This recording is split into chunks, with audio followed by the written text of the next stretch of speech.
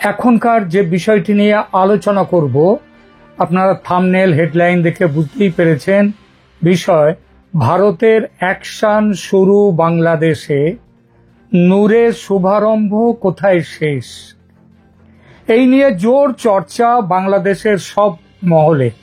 স্বয়ং ইউনূস সাহেব এবং যারা তার সরকারের পক্ষে তারা যেমন বলছে কথা, তেমনি যারা বিপক্ষে তারাও খুশি হচ্ছে কথা ভেবে যে এতদিনে ভারত এগিয়ে এলো, এবং এজন্য এই যে ভারতের এগিয়ে আসাতে বাংলাদেশের মানুষের যে দুঃখের রাত শুরু হয়েছে গত বছর আগস্ট থেকে, সেই রাত শেষ হতে চলেছে। কিন্তু সত্যি কি ভারতের ভূমিকা আছে এই যে নূরকে পেটানোর ঘটনায়? দেখুন, এই ব্যাপারে বাংলাদেশে কিন্তু অনেকেই অনেক রকম কথা বলছেন। এবি পার্টির নেতা, পেট পাতলা ব্যারিস্টার হিসেবে যার খুব নাম আছে, সেই ব্যারিস্টার ফুয়াদ কোনো রকম রাখো ডাকো না করে বলেছেন যারা মেরেছে তাদের উর্দি খুলে মেরে ফেলে ভারতের পতাকায় মুড়ে পাঠিয়ে দাও ভারতে। অর্থাৎ নূরকে মেরেছে সেনাবাহিনীর লোক। সেনাবাহিনীর ওপর বিশেষ করে জেনারেল ওয়াকারের ওপরে পুরনো রাগ আছে এই এবি পার্টির নেতা ব্যারিস্টার ফুয়াদের। কয়েক মাস আগে প্রকাশ্য জনসভার মঞ্চ থেকে সেনাপ্রধান ওয়াকারুজ্জামানকে কুকুর বলে গালি দিয়েছিলেন। কুকুর। খবর পেয়েছিলাম তার জেরে সেনা তার বিরুদ্ধে খুব বড়সড় ব্যবস্থা নেয়নি, মানে রামপ্যাদানি যাকে বলে সেটা দেয়নি। তবে সেনা হেডকোয়ার্টারে ডেকে কান ধরে তাকে নাকি উঠবোস করানো হয়েছিল। সেই রাগ আছে কিনা, তার জন্য কিনা কে জানে। তবে এবার তিনি একেবারে স্পষ্ট করে বলে দিয়েছেন নূরকে মেরেছে সেনা। আর সেনা কেন মেরেছে? কারণ ভারতের কাছ থেকে নির্দেশ পেয়েছে বলেই মেরেছে। সুতরাং সেনার যেসব যারা জওয়ানরা যারা মেরেছে তাদের উর্দি খুলে হাফ মারা নয়, একেবারে ফুল মেরে বডি ভারতের পতাকায় মুড়িয়ে পাঠিয়ে দাও ভারতে। এটা বলেছেন ব্যারিস্টার ফুয়াদ। একেবারে এতটা স্পষ্ট করে না বললেও এনসিপির নাহিদ, হাসনাত, সার্জিস, পাটোয়ারি তাদের প্রতিক্রিয়া অনেকটা ওই ব্যারিস্টারের মতো। এই ঘটনার পেছনে ভারতের হাত দেখছেন অনেকেই, ফ্যাসিবাদী হাসিনাকে ফিরিয়ে নিয়ে আসার হাতও দেখছেন অনেকেই। যদিও মূল প্রশ্নটি কেউ করছেন না, সেটা এড়িয়ে যাচ্ছেন। কেউ এই প্রশ্নটি করছেন না যে জাতীয় পার্টির অফিসে নূর এবং তার দলবল কেন গিয়েছিলেন। এমন নয় যে নূরের গণ অধিকার পরিষদের পার্টি অফিস আর জাতীয় পার্টির অফিস এ দুটো পাশাপাশি।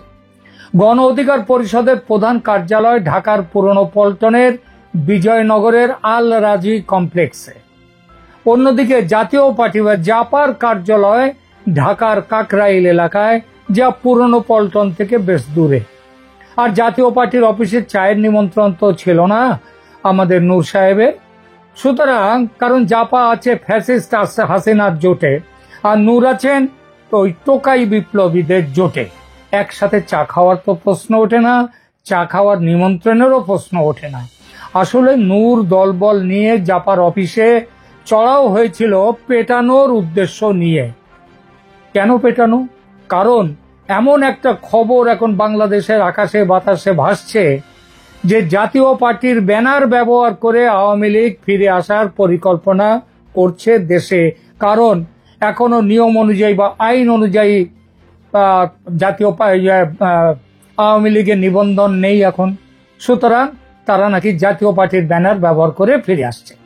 আর সেটা যদি হয় তাহলে বিএনপি, জামাত, এনসিপি নয়, ক্ষমতায় আসবে জাপা এবং জাপার বকলমে আওয়ামী লীগ। এটা যাতে না হতে পারে তার জন্য শান্তিপূর্ণ পথে জাপাকে, আবার বলি শান্তিপূর্ণ অহিংস পদ্ধতিতে জাপাকে কেলানি দিতে নূরবাবু সদল বলে যান জাপায়। নূর নিজে বলেছেন তারা নাকি অহিংস পদ্ধতিতে শান্তিপূর্ণভাবে ওখানে আন্দোলন করছিলেন। তা আন্দোলন করছিলেন তো জাপার বিরুদ্ধে কেন? কিন্তু এমন ভাবে উল্টে কচু ধরবে গাল, যে কচু উল্টে গাল ধরছে সেটা জানা ছিল না। যে সেনাবাহিনী গোপালগঞ্জে নাহিদ হাসনাতদের বাঁচাতে গুলি চালিয়ে ডজন দুয়েক মানুষকে কমপক্ষে কবরে পাঠিয়েছে, তারা বিপ্লবের অগ্রপথিক নূরকে না বাঁচিয়ে কবরে পাঠাবার ব্যবস্থা করবে, এটা কেউ দুঃস্বপ্নেও ভাবেনি। আর এজন্যই উঠে এসেছে ভারতের জড়িয়ে থাকার সম্ভাবনা। বাংলাদেশ সেনা এইভাবে পাল্টে গেল কেন? শেখ হাসিনার শাসনের বিরুদ্ধে প্রকাশ্যে যারা বিরোধিতার পথে গিয়েছিল তাদের মধ্যে নুরুল হক নূরের নাম প্রথম দিকেই আছে। সুতরাং ভারতের চাঁদমারি টার্গেট হিসাবে নূরের নাম থাকাটা কিন্তু অস্বাভাবিক কিছু নয়। শেখ হাসিনা এই নামটি দিয়ে থাকতেই পারেন ভারতের গোয়েন্দা সংস্থা রকে, এবং রয়ের কাছ থেকে নাম চলে আসতেই পারে ওয়াকারুজ্জামানের কাছে। তারপর যা করেছে ওয়াকারুজ্জামানের তা এবং তার বাহিনী, যে বাহিনী মব নিয়ন্ত্রণে নিশ্চুপ থাকে, ঘুমিয়ে থাকে, সেই বাহিনী নূরের মতো মহাবিপ্লবীর মবকে এমন ভাবে আড়ং ধোলাই দেবে, এটা কিন্তু ভাবনার বাইরে ছিল সবার। যদি কেউ বলেন সেনা লাইন পাল্টে নিয়েছে, তাহলে খুব একটা মিথ্যে বলবেন কি? যা মনে হচ্ছে পর্দার আড়ালে বড় কিছু ঘটছে, পুরোটা এখনো সামনে আসেনি, তবে খুব শিগগির আসবে, নিশ্চিত বলা যায়। এতটা নিশ্চিত হওয়ার কারণ বিশ্ব রাজনীতিতে নতুন জোট তৈরি হওয়া। আমেরিকা ভয়ঙ্কর চাপের মধ্যে, আর আমেরিকা হচ্ছে ইউনূসের বাপ, সেই সঙ্গে আপাতত বিএনপিরও বাপ, এবং যারা সবারও বাপ হচ্ছে আমেরিকা। আর সেখানে সেই দলে বাধ্য হয়ে থাকতে হয়েছিল ওয়াকারুজ্জামানকেও। জামাতের বাপ ছিল পাকিস্তান ও চীন, কিন্তু সেখানে এমন ক্রস কানেকশন যে ছবি পাল্টে যাচ্ছে দ্রুত, এখন হিন্দি চিনি ভাই ভাই। আর হাসিনার সঙ্গে চীনের সম্পর্ক ভারতের মতো সুমধুর না হলেও তিক্ত কিন্তু কখনোই নয়। সাংহাই কোঅপারেশন অর্গানাইজেশনের সামিটে বাংলাদেশের ব্যাপারে চীন ভারত একটা সমঝোতা ইতিমধ্যে হয়ে গেছে বলে খবর। সেই সমঝোতা হলো আমেরিকাকে বাংলাদেশে পা রাখতে দেয়া হবে না। পুরো সম্মেলন সেই সমঝোতায় সম্মতি দিয়েছে রাশিয়ার প্রেসিডেন্ট ভ্লাদিমির পুতিনও। পুরো সম্মেলন জুড়ে পাকিস্তানের শাহবাজ শরীফকে যেরকম মনমরা মুখ চোখ নিয়ে দেখা গেছে, তাতে এমন সন্দেহ স্পষ্ট হয় যে বাংলাদেশে বড় কিছু ঘটতে চলেছে। এই বড় কিছুর শুভারম্ভ হলো নূরকে পিটিয়ে। এবার বাড়বে এই পর্ব। এবার আর ওয়াকার সাহেবের পেছনে হটে যাওয়ার সম্ভাবনা নেই। নিজের ভালো পাগলেও বোঝে, আর ওয়াকার সাহেব যে পাগল নন এ কথা তার অতি বড় শত্রুও মানবেন। আমেরিকার যে কোমর ভেঙে যাচ্ছে এটা আর বুঝিয়ে বলার দরকার নেই। ভেঙে যাচ্ছে কেন, ইতিমধ্যেই অনেকটা ভেঙে গেছে।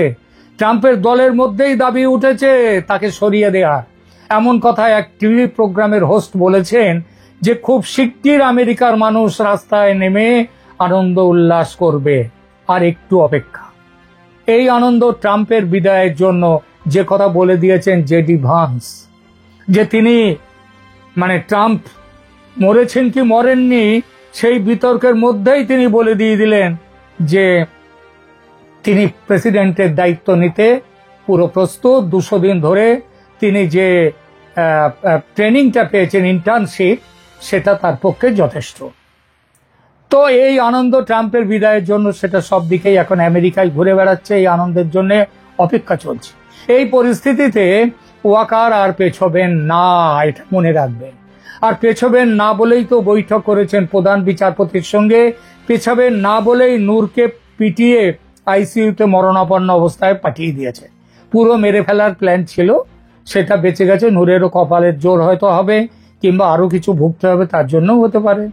আজ এই 1 সেপ্টেম্বর যেখানে দাঁড়িয়ে বাংলাদেশ, তা কিছুটা স্বস্তির বার্তা আনবে দেশবাসীর কাছে। ভারতের সামরিক হস্তক্ষেপের সম্ভাবনা এবার এড়ানো যাবে বলে মনে হচ্ছে। আমি অনেক আগে থেকেই বলে আসছি যে ভারতের সৈন্য পাঠাবার দরকার নেই। যদি ওয়াকারুজ্জামান এই অবৈধ সরকারের ওপর থেকে সমর্থনের হাত তুলে নেয়, তবে এই সরকার ভেঙে যেতে এক মুহূর্ত সময় লাগবে না। দেশ আবার সঠিক রাস্তায় চলতে শুরু করবে। আমেরিকা, জাতিসংঘ, ইউরোপের ভয়ে ওয়াকার এক পা এগিয়ে দু পা পিছিয়ে যাচ্ছিলেন। সেই ভয় এখন কেটে গেছে। একটা জিনিস হয়তো আপনারা খেয়াল করেছেন, গত দিন সাতেক, ওই যে গত সোমবারের পর থেকে যে আমাদের চলে গেলেন ট্রাম্প সাহেব, অন্তরালে চলে গেলেন, আত্মগোপনে চলে গেলেন, তারপর থেকে সেই দিন থেকে আপনারা দেখতে পাচ্ছেন যে ঢাকায় যে মার্কিন দূতাবাস, তার ভারপ্রাপ্ত ট্রেসি অ্যান্ড জেকবসন, সেই জেকবসনের সাড়া শব্দ পাওয়া যাচ্ছে না। যিনি এত দৌড়দৌড়ি করছিলেন, এমনকি দৌড়ে লন্ডনে গিয়ে তারেক রহমানের সঙ্গে দেখা করেছেন, প্রধান বিচারপতির সঙ্গে দেখা করেছেন, প্রধান উপদেষ্টা, সেনা প্রধান, সবার সাথে দেখা করছিলেন, মিটিং করছিলেন, হঠাৎ তিনি কেন চুপসে গেলেন? তার কোনো সাড়া শব্দ পাওয়া যাচ্ছে না। এটা দেখেছেন তো? এত ব্যস্ত ট্রেসির এই চুপসে যাওয়াটা কিন্তু এমনিতে নয়। কারণ ওই বিসমিল্লায় গলত ফাঁসাতে গিয়ে, ভারতকে, মোদিকে ফাঁসাতে গিয়ে ট্রাম্প সাহেব ভারতের বড় সুবিধা করে দিয়েছে। আর ভারতের সঙ্গে বাংলাদেশের এমন আত্মার সম্পর্ক যে ভারতের সুবিধা মানে বাংলাদেশেরও সুবিধা। নূর দিয়ে শুরু হলো, এরপর চলবে এই পুরো টোকাইদের সঙ্গে তাদের যারা উস্কানি দাতা আছে তাদেরও ওই নূরের পথে পাঠানোর কাজ। এবং সেই কাজটা যে খুব দেরি করে হবে এটা কিন্তু মনে করবেন না, শুরু হয়ে গেছে এবং শুভস্য শীঘ্রম, শেষটাও হবে খুব শীঘ্র।